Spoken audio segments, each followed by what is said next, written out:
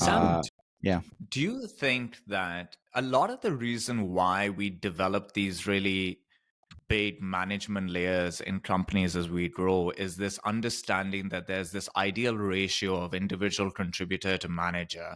somewhere between 6 to 1 to 10 to 1, depending on function, if it's in Yeah. go to market, Conventionalism is 7 to 1. 7 to 1, let's say, Yeah. right? But then in the last bit, we've heard all these stories of great leaders, Elon Musk, Jensen Huang, who have 40 plus direct reports. They don't do any one-on-ones, etc. So I guess the question is, do you think that we have gotten this ratio wrong, that maybe we don't need 7 to 1, maybe it can be 12 to 1? That would be one way that as we stabilize and we get back to growth, that as companies are scaling, the management layers are not scaling that much. Is that possible? Do you see that playing out?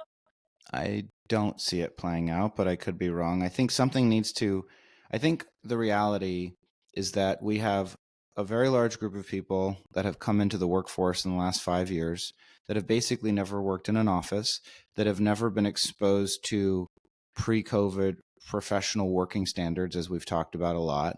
I think there's a large group of other people. Lemkin talked about it at CEO Summit for Pavilion. He called it the lost generation.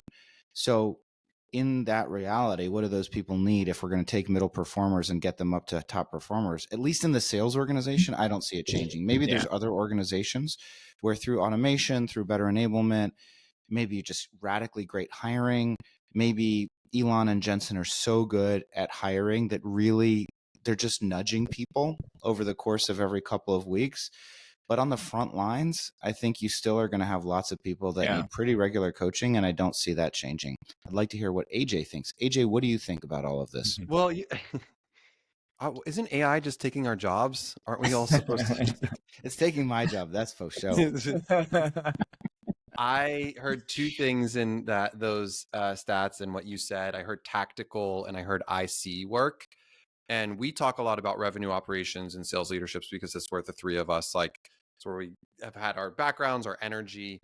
But I was listening to a podcast, Lenny's podcast, Marty Kagan, and Marty's a product leader that's very well known. And it was just over the weekend. Lenny's podcast is pretty well known. And he talked about this in product and what was going on in product. And you have product operations and you have product analysts and you have all of these things that exist. And at the end of the day, it's all about outcomes and customer outcomes and the focus on this. There was this conversation around feature teams versus outcomes. And he was basically creating this, it was definitely I don't want to say contrarian, but conflictive point of view as a product leader, and was outright saying this is what no one wants to hear, but it needs to be said. It needs to be outright said that there's too much bloat, there's too much going on in product where no one's doing anything except trying to just ship features and being told what to do. And we need leaders that are tactically minded. This is true across the entire organization. So